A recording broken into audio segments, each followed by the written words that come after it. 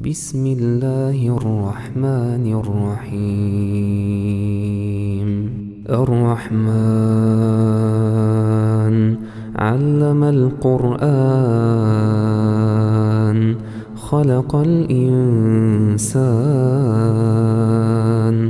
علمه البيان.